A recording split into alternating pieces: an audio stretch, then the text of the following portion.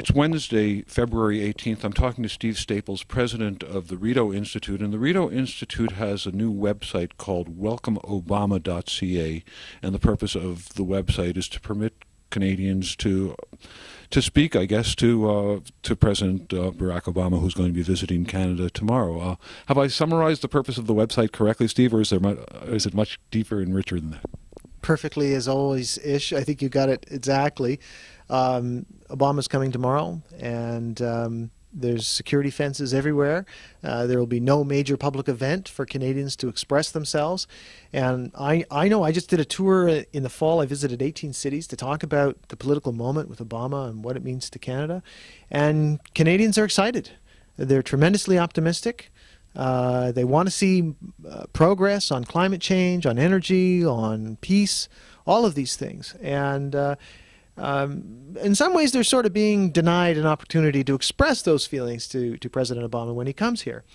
So part of our mandate is to talk about Canada-U.S. and international relations issues, and also to engage Canadians about these issues, get them thinking and talking about it. So we decided to come up with a website called WelcomeObama.ca. And in the first few hours after we put this thing live on the internet, hundreds of people came and submitted messages, far more than we had even anticipated. In fact, the site crashed at one point, and we've been working very hard to keep up with the massive traffic that's been going on here. And of the hundreds of messages that have been posted on there, Ish, I think there's one theme that really comes through out of them all, and it's the word hope. It's used over and over again. And even though, Canadians are quick to point out the tremendous problems and issues and things that concern them, whether it be about the situation in the Middle East or problems with water or the war on terrorism, even though they have these concerns they're very worried about, it's always tinged with an element of hope that President Obama is able to realign things a little bit to see if we can get some progress on it. On those issues. So I think it's quite exciting. I encourage people to, even if President Obama doesn't read the website, at least Canadians are seeing what other Canadians are thinking and writing about, and that's important in itself. You'll be maintaining the website beyond the day of his visit?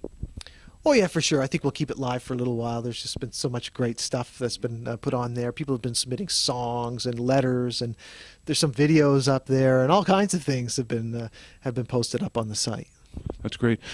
Why do you think Obama and so many of his top people are coming to Canada and Ottawa so early in his administration?